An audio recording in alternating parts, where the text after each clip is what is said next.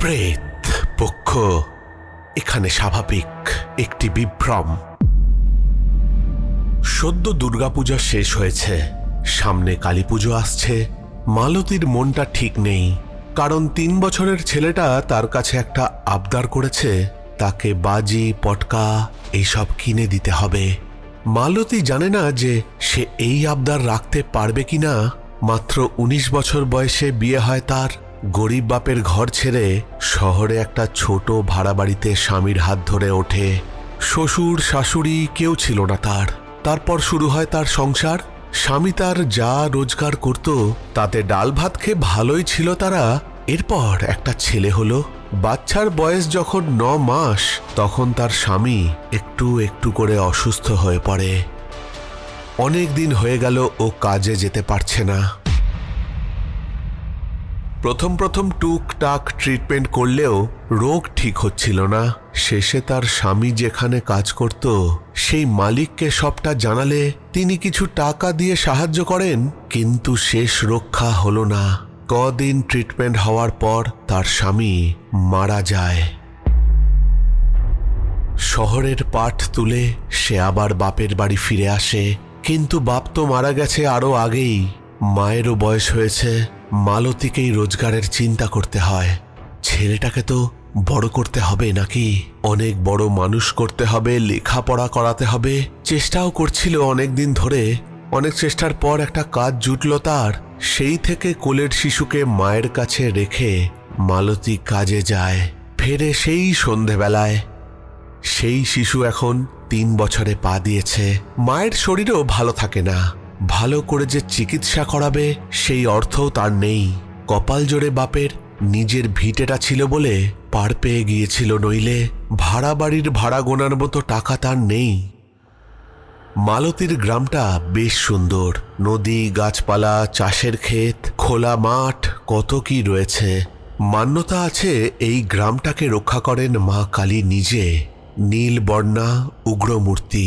প্রায় প্রতিদিনই মালতী কাজে যেতে আসতে মাকে প্রণাম করে আর মনে মনে বলে, মাগো, পেটের দুটো ভাত জোগাড় করতে দুধের শিশু আর বৃদ্ধ মাকে ছেড়ে যাই, তুমি ওদের খেয়াল রেখো মা। কালী পুজোর দিন কাজের জায়গায় ছুটি থাকাতে সে সারা দিন ছেলেটার সাথে কাটালো, কিন্তু ছেলেকে সে কোনো রকম বাজি পটকা কিনে দিতে পারেনি। ছেলেকে সে শুধু বলল, এই বছরটা থাক বাবা, পরের বছর কিনে দেব। বাচ্চা ছেলে কি বুঝেছিল কি জানি, সে কোনো কান্নাকাটি করেনি।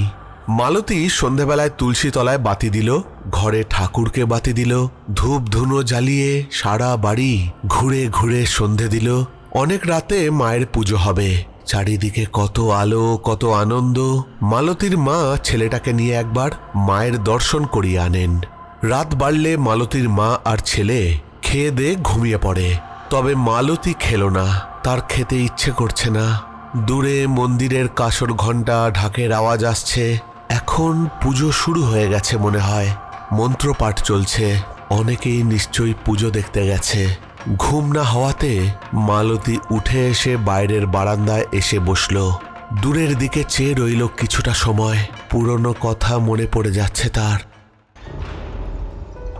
মালতী মুখে কাপড় চাপা দিয়ে কাঁদছিল। শব্দ হলে মা উঠে যাবে, তাই নিঃশব্দে সে কাঁদছে। সে আজ কত অসহায়। ছোট বাচ্চাটার একটা আবদার সে রাখতে পারল না। একটা ভালো খেলনা সে কিনে দিতে পারে না। ভালো মন্দ খাবার তো স্বপ্ন। মা হয়ে সে সন্তানের জন্য কিছুই করতে পারছে না। এমনই কপাল, স্বামীকেও হারালো। দূরের মন্দিরের দিকে উদ্দেশ্য করে বলল, মা, মাগো, তোমাকে তো কত কিছু দিয়ে আজ পুজো করা হচ্ছে। কত খাবার, কত শাড়ি, কত গয়না। প্রতিদিন তুমি ভোগ খাও, আর আমার ছেলেটা দুধটাও ঠিক করে পায় না। খুব কষ্ট হচ্ছে মা ভেতরে। তোমাকে এখান থেকেই প্রণাম করছি। তুমি সবাইকে ভালো রাখো। মালতী চোখ মুছে ভাবল, কি বোকার মতো সে নিজের সাথে নিজেই কথা বলে যাচ্ছে। অনেক রাত হলো। চারিদিক বেশ শান্ত। শুধু পুজোর মন্ত্রপাঠ শোনা যাচ্ছে। মালতী উঠে দাঁড়ালো ঘরে ঢুকবে বলে, এমন সময় কেউ একজন পেছন থেকে ডেকে উঠল, কি গো, একটু জল দেবে? আমার খুব তেষ্টা পেয়েছে, দেবে একটু জল? মালতী খুব অবাক হয়, এ আবার কে, আর এলো বা কখন? এতক্ষণ বসেছিলাম, এদিকে তো কাউকে দেখতে পাইনি। মালতী বলল, কে তুমি? তোমার নাম কি? আর এত রাতে এখানে কি করছো?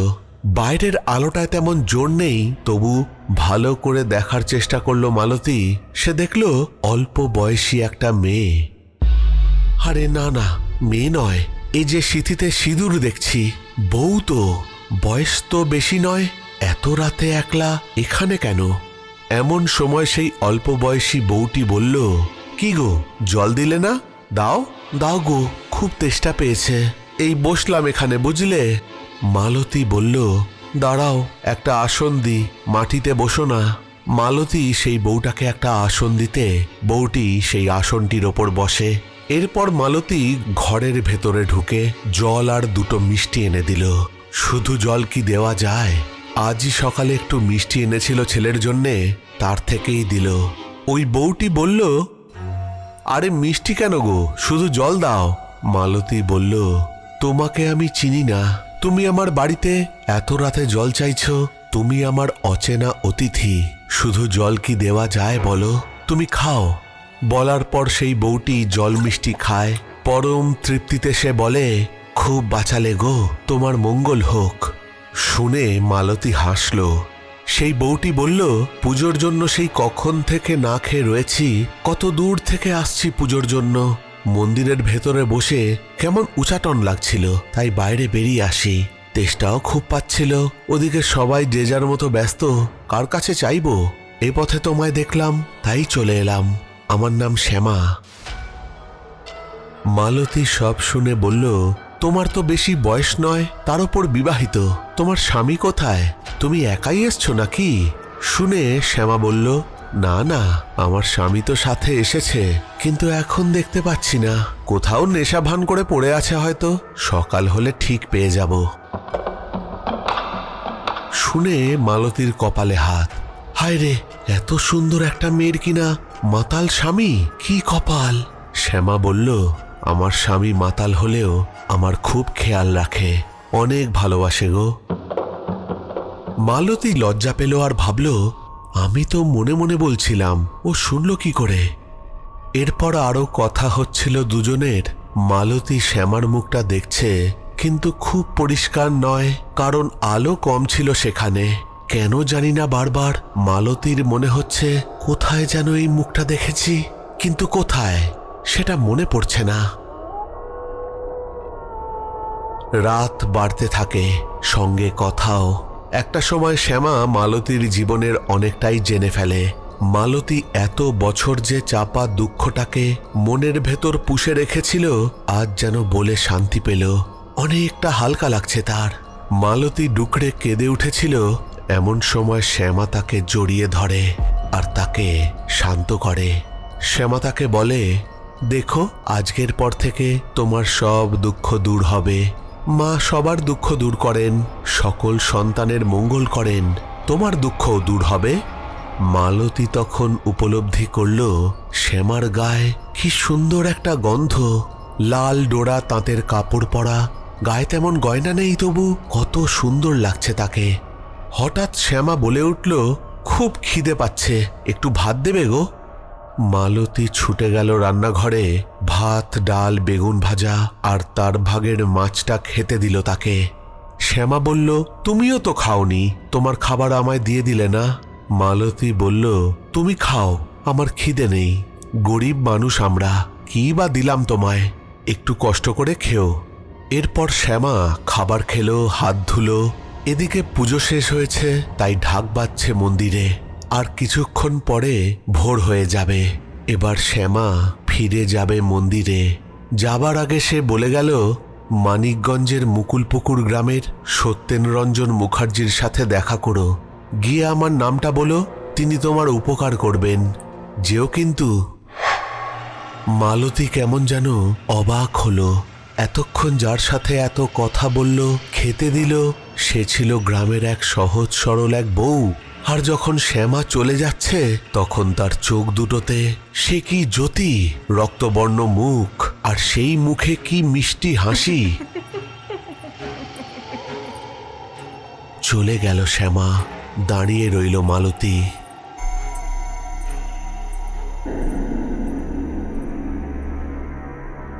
হঠাৎ তন্দ্রা কাটল মালতীর। আরে কটা বাজে? মালতী ভাবল, আরে সারা রাত ধরে কি এই বারান্দাতেই ঘুমিয়েছিলাম নাকি? তারপর মালতী ভাবল যে এখানে বসে বসে হেলান দিয়ে কখন যে ঘুমিয়ে পড়েছিল সে নিজেই বুঝতে পারেনি। তাহলে কি স্বপ্ন দেখছিল মালতী? সত্যি কি অবস্থা! এমন সময় চোখ পড়ল সেই দিকে যেখানে শ্যামাকে মালতী আসন পেতে বসতে দিয়েছিল। খাবার থালা বাটি সব পড়ে আছে সেখানে। পাশে ওগুলো কি নতুন কাপড়, মিষ্টি, টাকা এসব এলো কি করে? খাবার যদি আমিই দিলাম তো আমি ঘুমালাম কি করে? কাছে গিয়ে দেখল যে হ্যাঁ, এ তো সেই থালা যাতে শ্যামাকে মালতী খেতে দিয়েছিল। অবাক হয়ে তাকিয়ে রইল মালতী সেই বাটি গ্লাসগুলোর ওপরে। আর সেগুলো তো কাঁসার থালা গ্লাস ছিল, সেগুলো সোনায় পরিণত হয়েছে। বোঝার আর কিছু বাকি রইল না মালতীর। চোখ দিয়ে অঝরে জল ফেলতে ফেলতে ছুটল সে মন্দিরের দিকে। মন্দিরের মায়ের মুখ আর শ্যামার মুখ এক রকম, তাই তো মালতীর এত চেনা লাগছিল শ্যামাকে। সেদিনের পর মালতীর ভাগ্যের চাকা ঘুরে গেল। শ্যামার কথা মতো মানিকগঞ্জের মুকুলপাড়ার সত্যেন রঞ্জন মুখার্জির সাথে দেখাও করেছিল সে। তার জীবন এক নতুন গতি পেল। মালতীর ছেলে আজ অনেক বড় হয়েছে, জীবনে প্রতিষ্ঠিত। আর মালতী যেইখানে শ্যামাকে বসতে দিয়েছিল সেইখানে একটা মন্দির বানিয়ে আজ সে প্রতিদিন শ্যামা মায়ের পুজো করে। মালতী আজও নিজের হাতে মাকে ভোগ খেতে দেয়। যারা ভাবছ এই ঘটনা মিথ্যে, তাদেরকে বলি এমনটা ভাবার ভুল করো না। একদম সত্যি ঘটনা এটি। মালতীর বয়স এখন অনেকটাই বেড়েছে। তার একটাই কথা, কোনো জন্মের পুণ্যের ফল হয়তো মা তাকে এই জন্মে দিয়েছেন আর তার ওপর করুণা করেছেন। কথায় আছে না, ভালোবাসার থেকে বড় কোনো মন্ত্র নেই।